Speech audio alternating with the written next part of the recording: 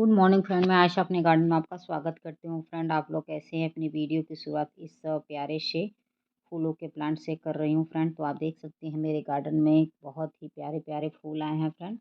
तो आज का मेरा मेन टॉपिक है कि बोगनविलिया अगर नर्सरी से लाते हैं तो उसको कैसे रिपोर्टिंग करेंगे ताकि वो सालों साल आपके गार्डन में बना रहे और वो हमेशा फूलों से लदा रहे। आप देख सकते हैं मेरे गार्डन में कितने सारे फूल आए हैं। तो आप मेरे तरीके से लगाएंगे तो आपको भी ऐसे ही फूल देखने को मिलेंगे।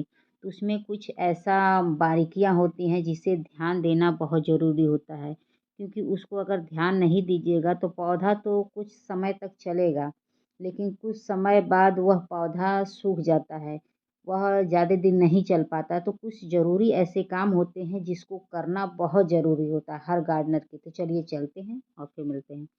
तो देख सकते हैं ये मेरा बोगनविलिया का प्लांट है और इसको मैंने 40-40 रुपए में ख़रीदा है फ्रेंड। तो ये 2 कलर का है, दोनों को मैं एक गमले में लगाऊंगी। तो इसकी मिट्टी मैंने तोड़ डाली थी, तब मेरे को याद आया कि चलो वीडियो बनाते हैं और आपसे शेयर करते हैं।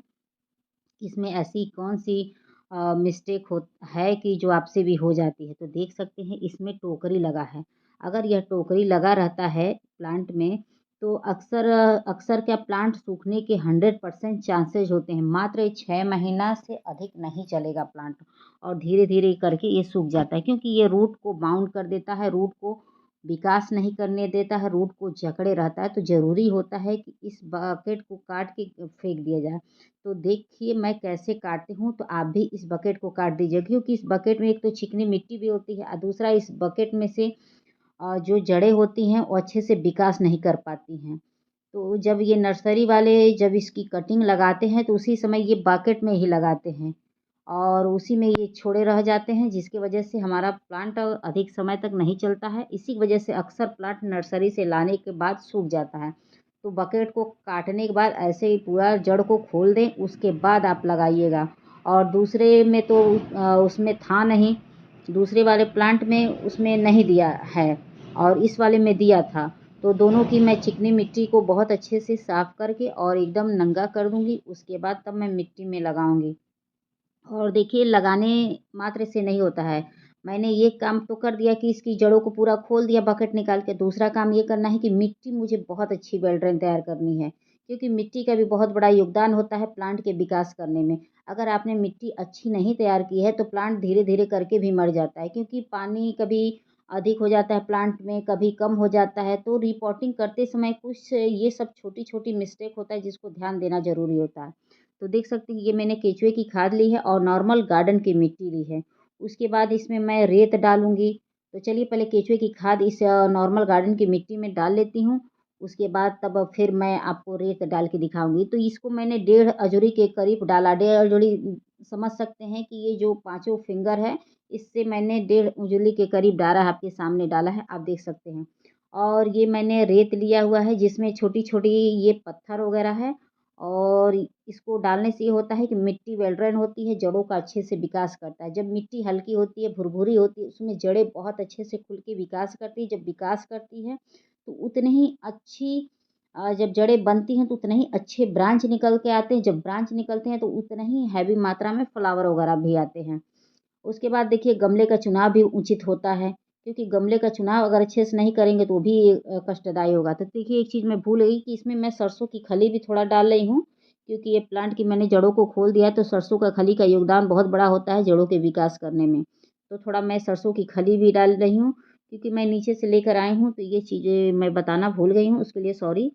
तो आप रेत को अपने अनुसार ले सकते हैं कम-बेशी, तो आपको जितना अच्छा करे उतना ले लीजिएगा। चाहे तो आप 60% मिट्टी रख लीजिएगा, 40% ये रेत रख लीजिएगा। तो मैं रेत के साथ उसमें छोटे-छोटे जो ये कंकड़ वगैरह हैं सबको मैं उठा लाई हूँ। ये सब बहुत अच्छा ही है, मेरी मिट्टी को बहुत अच्छी वेल ड्रेन भुरभुरी एकदम तैयार कर देगी।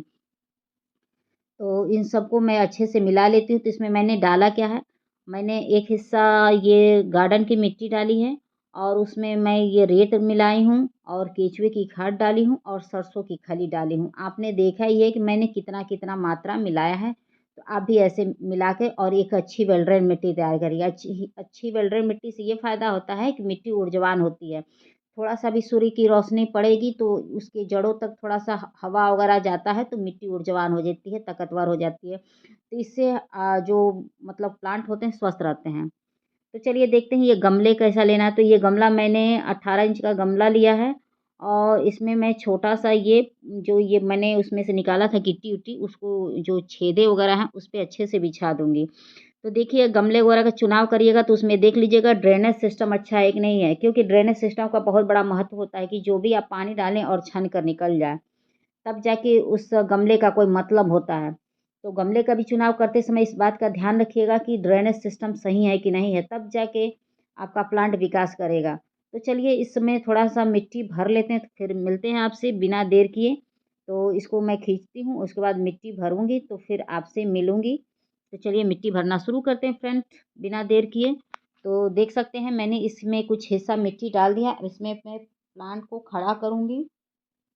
ऐसे खड़ा करने के बाद अब इसमें मैं मिट्टी को डालूँगी। तो एक ही हाथ से मुझे सब करना है क्योंकि कोई कैमरा पकड़ने वाला नहीं है फ्रेंड, और रिपोर्टिंग भी कर रही हूँ और अपने प्लांट की रिपोर्टिंग और मिट्टी दोनों साथ-साथ कर रही हूँ कैमरा पकड़ते हुए। तो देख सकते हैं मैंने मिट्टी प्रॉपर तरीके से डाल रही हूँ और डालने के बाद मैं इसको अच्छे से दबाऊँगी। क्योंकि जो शुरुआती दौर होता है जब आप रिपोर्टिंग करते हैं तो एक चीज़ और ध्यान देना पड़ता है कि जड़ों को हवा ना लगे। बाद में ये जड़ों को लगे कोई दिक्कत नहीं है, लेकिन जब आप न्यू प्लांट पूरा नंगा करके अगर लगा रहे हैं तो ये बात ध्यान देना ज़रूरी है कि जड़ों को हवा नहीं लगनी चाहिए। हवा लगा तो प्लांट सूख जाएगा और जड़ें इसमें पूरी जब मिट्टी में फैल जाएँगी तब कोई हवा लगे कोई प्रॉब्लम नहीं है, नॉट प्रॉब्लम। तो इसको मैं अच्छे से वो करके उसके बाद मैं एक उसको अच्छे से पूरा दबाऊँगी फ्रेंड। तो आप भी ऐसे प्रॉपर तरीके से भर दीजिएगा। इसमें मिट्टी मैं थोड़ा ही डालूँगी क्योंकि मिट्टी मुझे गार्डन में जाकर फिर से और लाना पड़ेगा तो मैं बाद में लाकर डाल दूँगी क्योंकि अब इतना ही लाने में सीढ़ियों पर चढ़ने में हालत बिगड़ गई है, बहुत वज़न था। तो चलिए थोड़ा-सा और मिट्टी भर के और उसके बाद तब इसको मैं दबा देती हूँ। तो इसको मैं दबा दूँगी क्योंकि मैं खुरपी लेके नहीं आई हूँ फ्रेंड, तो आपके पास भी जो हो उससे अच्छे से दबा दीजिएगा ताकि मिट्टी अच्छे से दब जाए। इससे तो दब नहीं रही है, अभी मैं हथौड़े के उससे दबाऊँगी क्योंकि वो 3 एरिया में मेरा प्लांट लगा है तो खुरपी हर जगह लेकर चलना थोड़ा-सा संभव नहीं होता है, तो जिससे हम पाते हैं उसी से बस शुरू हो जाते हैं। तो मैंने हथौड़ी के बेट से उसको अच्छे से दबा दिया है, देख सकते हैं। और ये कुछ हिस्सा मैंने ये छोड़ दिया है, इसको फिर मैं मिट्टी लाके कवर कर दूँगी फ्रेंड। तो बताइएगा आपको मेरी वीडियो कैसी लग रही है? वीडियो पसंद आएगी तो please like, subscribe, comment and share करना ना भूलिएगा। अब इसमें मैं पानी डाल दूँगी और एक काम और करना है कि पानी डालने के बाद इसको सेमी शेडी एरिया में 1 हफ्ते के लिए रखना है क्योंकि इसको मैंने पूरा नंगा कर दिया है, तो आप भी जब न्यू प्लांट लगाइएगा तो उसको कम से कम 1 हफ्ता सेमी शेडी एरिया में रखिएगा। उसके बाद तब आप बाहर निकाल के उसको धूप दिखाइएगा। जब उसमें न्यू ग्रोथ लगे कि अब इसमें न्यू प्लांट पर न्यू पत्तियाँ निकलने लगीं, तब जाके उसको धूप में रखिएगा। इस तरह मत रखिए, इस तरह रखने पर तुरंत सूख जाएँगी। क्यों सूख जाएँगी? क्योंकि उसकी जड़ों को हमने पूरा खोल डाला था। और जब जड़ें नहीं हैं तो प्लांट ज़्यादा देर तक धूप को बर्दाश्त नहीं कर पाएगा फ्रेंड। तो वीडियो को एंड करते हैं। वीडियो पसंद आएगी तो please like, subscribe, comment and share. Thank you for watching friend. Bye.